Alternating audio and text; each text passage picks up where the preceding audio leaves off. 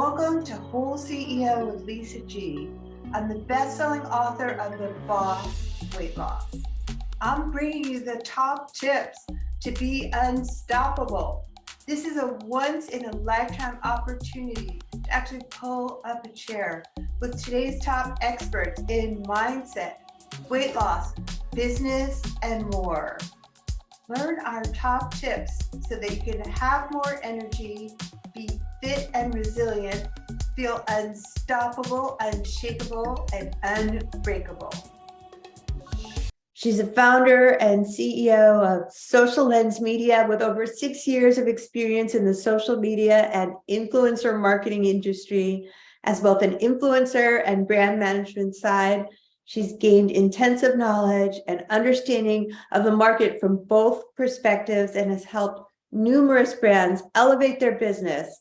She brought Social Lens Media to life to give brands an opportunity to have hands-on influencer and digital marketing experience that'll help guide your business in the right direction.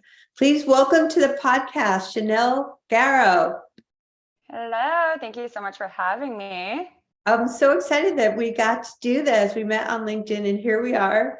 So let's jump into the content.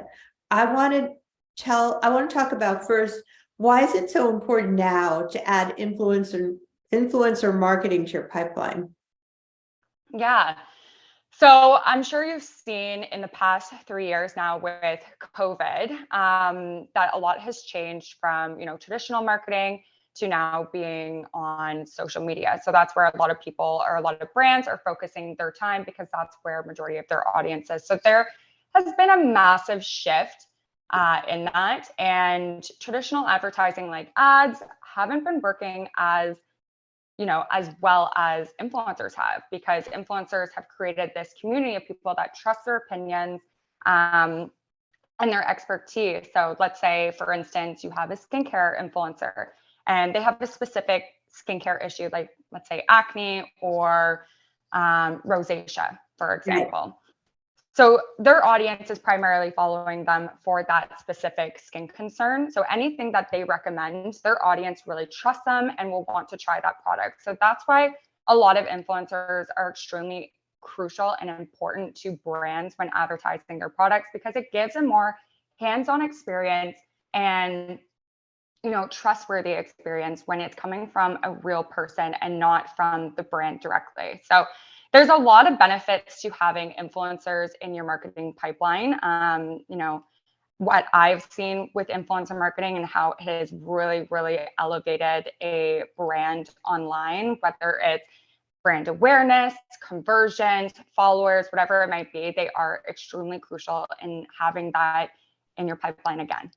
Well, that makes sense. So you have sort of like a warm lead that way instead of a cold lead for whatever brand is smart enough to be using influencers. That makes a lot of sense.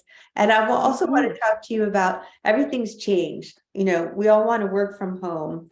So how can we have the freedom to work from home and create our own schedule? And how does that work? So I'll kind of talk from my experience. I actually used to work corporate. So I worked at MTV. Well, technically I worked at Paramount, but I worked under the Nickelodeon and MTV umbrella. And I was super efficient from 9 a.m. to 2 p.m. And then after 2 p.m., I was just a complete dead. Like I needed that time to recharge, especially when you're in a creative industry. You need kind of that brain power, or I guess more so like real estate in your brain to be able to refresh any sort of creativity. So I think it's really important now, again, like talking from my experience, especially in creativity or just anyone in general, is allowing yourself to break in between while still getting everything done. So I ended up actually leaving MTV and worked at another agency. It was a creative agency. Now, they didn't necessarily deal with influencers, but they kind of brought me on to, pipeline that into like their client services.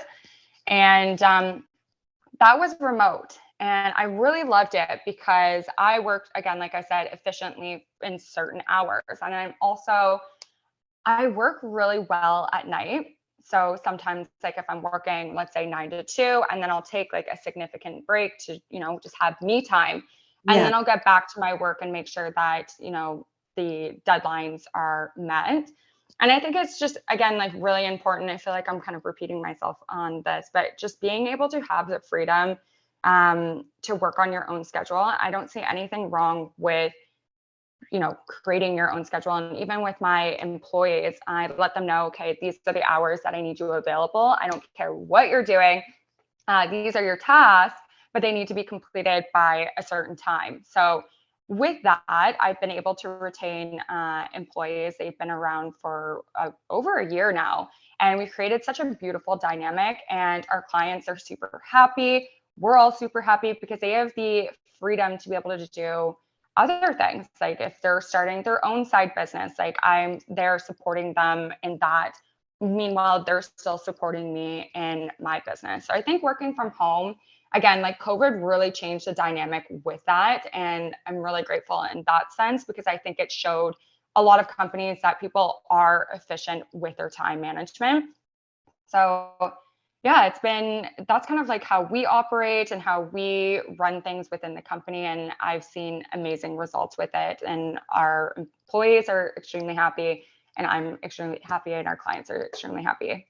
Well, that's so important, like right now in times of quiet quitting, to think about, making your employees happy so that they want to stay for employee retention. And for me, I know focus is a problem if I try to go for too long of a period of time. So I work better when I can just give myself the freedom to work in bursts and then take a break, feed my soul whatever it needs, and do something else. And then you come back and you are more creative because you didn't try to grind with no break. So I love the idea of doing that. And I also want to talk to you and touch upon adaptability because, obviously life happens and people need to believe that there's adequate work-life balance like you've created. So how does that work, the adaptability?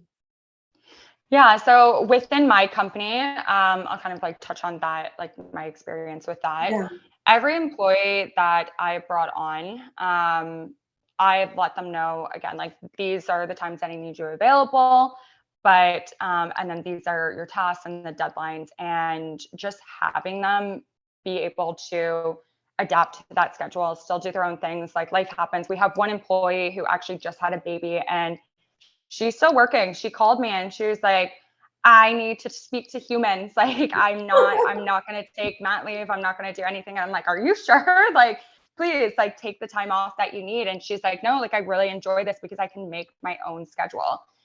She did let me know, like, full transparency that yes, I just had a baby, so I'm going to be a bit slower in the things that I'm doing because I'm adapting to that. So just being able to support my employees in their own life ventures and raising their family.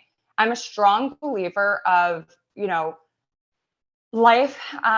Your whole life shouldn't revolve around work, and that's kind of like the dynamic that I've created for myself. I was working, I think at one point I was working like 3 jobs, and it really became my entire life. I wasn't seeing any friends. I wasn't going out. I wasn't doing anything. And it just created this, I was just depressed. Like I was burnt out. And, like the money wasn't even significantly more. So, being able to balance that work life or like work and life, I think is, just allows everyone to be more on the ball, sharp, and no one wants to be micromanaged either. So, when you're micromanaging your employees, they built up like a resentment.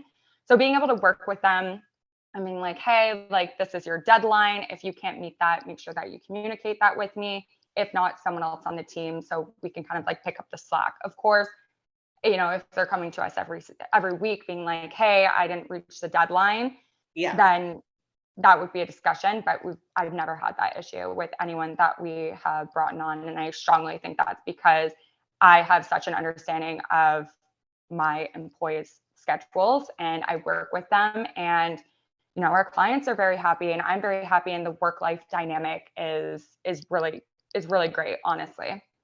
Well, I think that so many people are experiencing burnout and crisis right now with all the economy. So I think so important that you really stress the adaptability as long as the work gets done, that people don't because you experienced burnout, and we've all had those burnout stories. So because you've been Yeah. there, it's almost like preventative measures. So are there any final tips you want to leave our audience about how they can be unstoppable with influencer marketing and working from home and being adaptable to change? Hmm. Well, okay. So this is kind of like an open-ended question because there's so much. I think when it comes to like if you are wanting to work with influencers, I think you need to have that same kind of work and life dynamic with them as well. I mean, you're hiring them on because they have built up this amazing community. They know how to speak to their community. So when you're presenting your product, I don't think that there should be excessive guidelines where you're scripting their entire content because it doesn't seem genuine. Also, they never really perform.